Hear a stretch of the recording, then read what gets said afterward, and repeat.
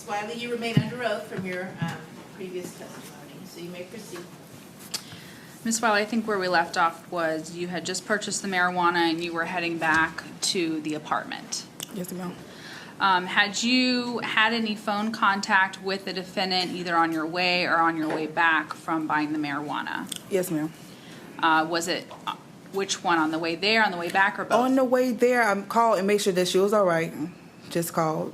And then I hung up the phone. Then I got to my granddaddy's house. And then on the way back, I gave him a call. I think he called. I think I called him for the gate code. And why did you call him for the gate code? To get in the gate, because I know the gate was locked. Were you already at the gate code, or did you call him prior to arriving to the gate? Private. I wasn't already at the gate code. No. Did he give you the gate code? Yes. Do you recall what the gate code was? No. Do you remember anything about the gate code? It was incorrect. Why do you say it was incorrect? Because I tried it. When I got to the gate, it didn't work. Do you remember anything significant about the number that you were told to enter in? I know it was the same numbers. It was if it was 444, it was the same number. Same number, Right. okay. So there was no change in the numbers. It was the same repeated number. Correct. So how many times did you try the gate code? I think 2 or 3 times. So you weren't able to get in? Correct. So what happened? I called him. I kept calling his phone. And did he pick up? No. So what did you do? Before I got to the gate, he was telling me that he let her go to CVS to get some candy. Okay. So when you are not yet at the gate, Right. you called him and he told you that he Right. had given her some money to go to CVS. Absolutely. Yes. Did you say anything to him about that? Yes, I was like, why did you let her go? She just ate. And he was like, oh, she wanted some candy, and I told her I'm not going to go with her. I give her the money. And was that the CVS near his apartment complex? Yes, ma'am. So did you try to get in the gate then when you arrived there at the gate? Yes. Were you able to get in? No. You said you tried to call him back. Did he answer his phone? No. So what did you proceed to do at that point? I pursued. I was like, no, you know what? Let me just go over here to CVS and see if I see her. Did you go over to the CVS? Yes, I did. How did you get over to the CVS? I drove. The silver Lexus? Yes, ma'am. When you arrived at the CVS, what did you do? I asked the clerk, the people in the front who's working for CVS, and I asked them, did they see a young girl coming here? And did you see Felicia anywhere near the CVS? No. When you drove back to the apartment, did you see Felicia at all? No. Was anybody in the vehicle with you when you went to the CVS? No. Ms. Wiley, I'm showing you what's been pre-marked as State's Exhibit G2, 3, and 4. Have you previously looked at these documents? Yes. And do they fairly and accurately depict you driving the silver Lexus and inside the CVS, which you have previously testified to? Yes, ma'am. And the state offers an evidence at G2 through 4 at this time, Judge. Any objection? Oh, yeah. Admitted? Permission to publish? Yes. Ms. Wiley, there's a screen right behind you.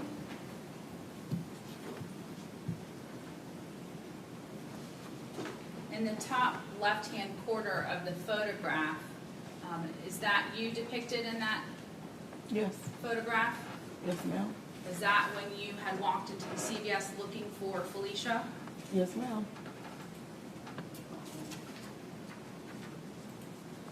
State's Exhibit G3. Is that a picture of the silver Lexus that you were driving on May 16th of 2014? Yes, ma'am.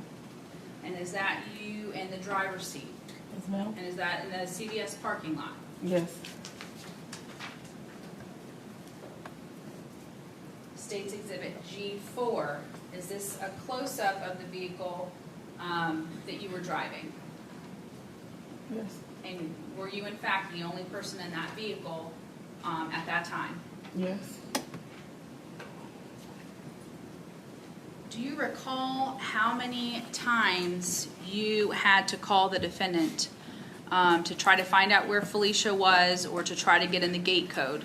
I called them a lot of times. I called him a whole bunch of times. Did you decide to go to CVS on your own to look for Felicia, Yeah. or did he tell you to go to CVS and look for her? He didn't tell me to go. I went on my own.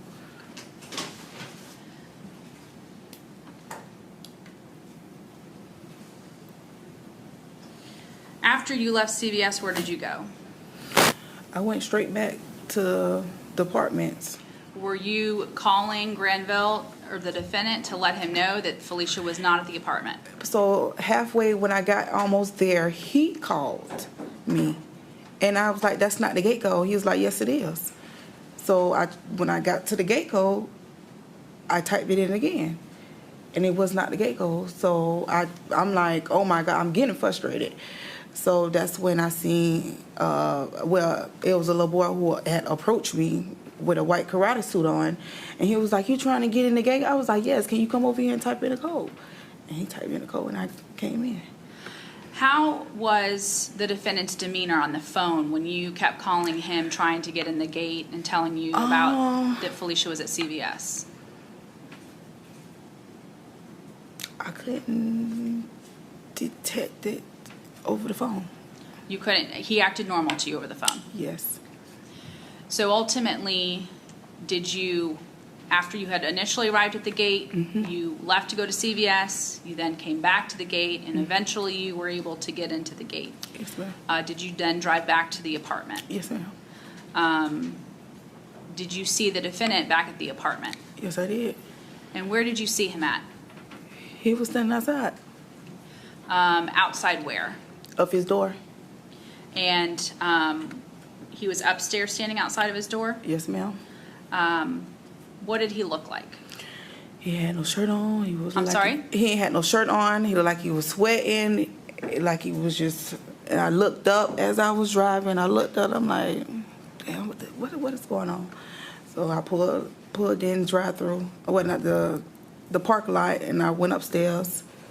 And he was telling me they ain't gotta let her go to the store and she ain't come back yet. Let me stop you for a minute. When you left to go buy the marijuana, was the defendant fully clothed? Yes, he was.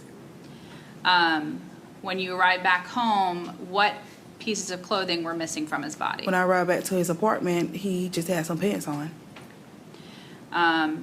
What was his demeanor when you all were talking about Felicia going to CVS? So he was frustrated, really. He was mad because she ain't come back yet. And I was like, you need to calm down. She gonna come back. She always walk off and stuff. And I said, you sure you show her the, your door number? He said, yes. And then he was like, I told her to go down this alley and go to CVS.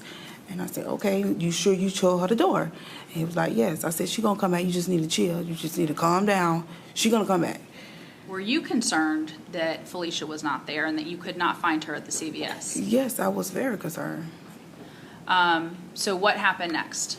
That's when that's when he calmed down and I started thinking, I'm like, oh my God, just girl done left and go to the dang on store. I'm sorry, what was that? After he done calmed down, that's when I sat there and I thought about it. I'm like, dang, she done went to the store and he done let her go to the store.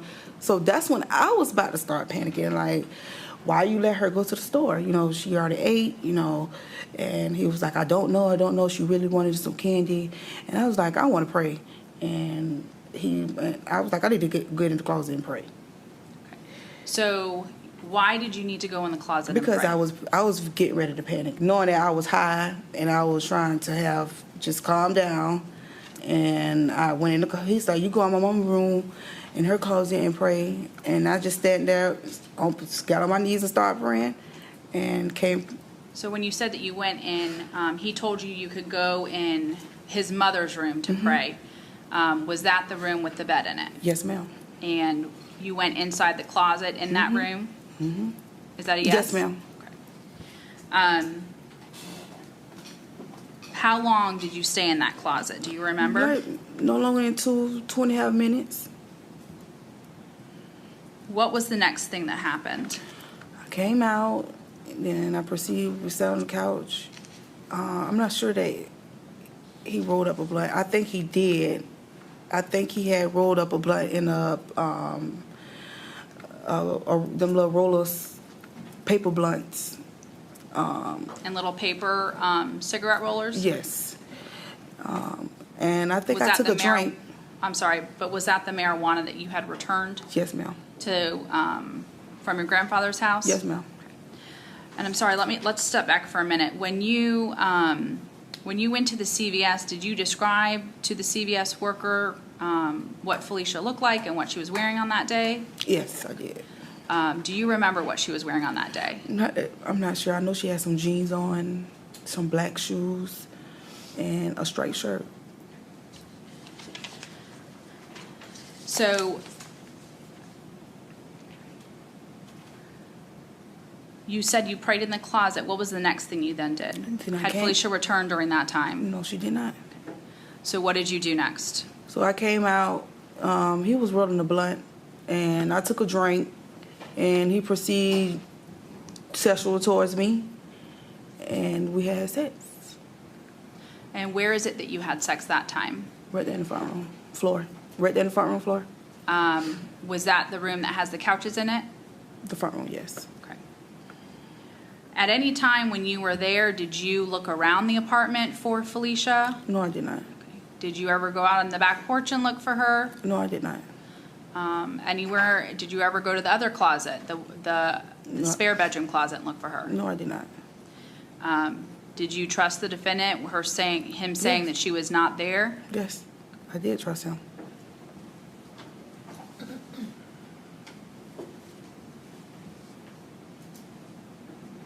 Did you drink anything on that day? I think I took a shot when I came out the closet. What did you take a shot of? The Hennessy.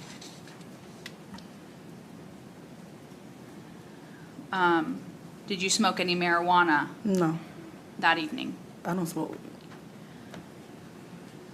How long did you stay at that apartment for? Before he took me home, probably like an hour and a half, 2 hours. I know it ended up turning dark. Okay. At any time during that time that you were at the apartment, did you ever call Miss Demerson and tell her that Felicia was missing? I told her sister. I called her sister. I think her sister either called me or I think I called her. Okay. Did you ever call the mother? No, I did not. And when you say you called her sister, what sister is that? Which is Cha-Cha.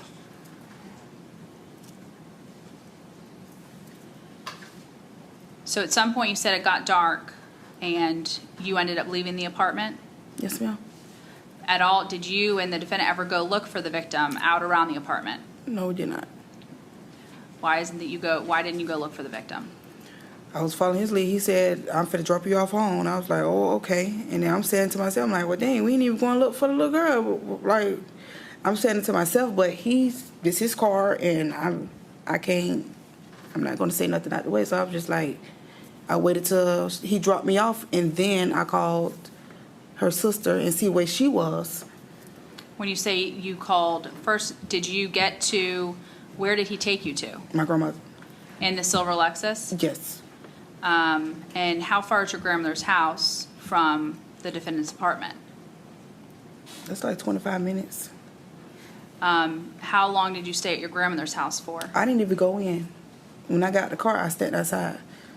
And what did you do when you were outside your grandmother's house? That's when I called Cha-Cha back, and I asked her where she was, and I walked. She told me to meet her at the liquor store on 22nd. What area of town was that liquor store in? I believe that's East Temple. And why is it that you were calling Cha-Cha? Because earlier that I had called her and let her know that she was missing. So did you walk to the liquor store to meet Cha-Cha? Yes, I did. Did you meet Cha-Cha there? Yes. Was there any conversation before you left? Yes, it was. Yes, it was. Okay, let me finish my question, okay? Okay. When you were at the defendant's apartment, was there a conversation about what you were going to do or what you were going to say about Felicia being missing? Yes. Ultimately, you were going to have to tell her family, right? Yes, ma'am. So what conversation took place with regards to that?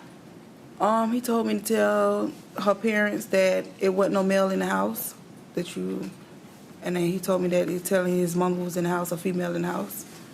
Okay, so why did that whole conversation happen, and why is he telling you to say that there's no male in the house? To make me seem like I wasn't no bad person leaving her, and he told her to go to the store.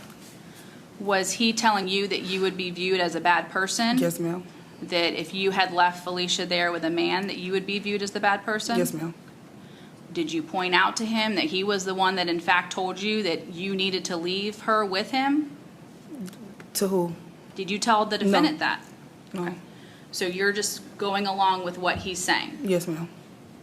So if you weren't going to be allowed to say that there was a man there at the house, what was the story going to be then?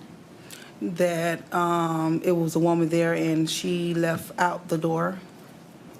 I took a shower, and she left out the door. That was the lie that I told in the beginning. Okay, so who came up with the story to say that you were taking a shower and that Felicia left out the door when you were taking? I think I said